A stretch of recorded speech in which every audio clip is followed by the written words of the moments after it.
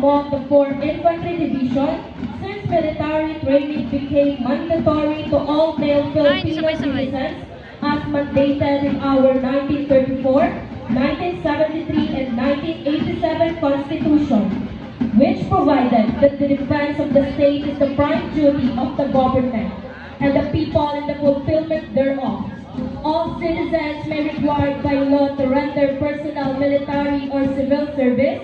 At present, Republic Act 9163, also known as the National Service Training Program Act of 2001, declaring the responsibility of all citizens to defend the security of the state, to inculcate discipline and develop a true character among ROTC cadets.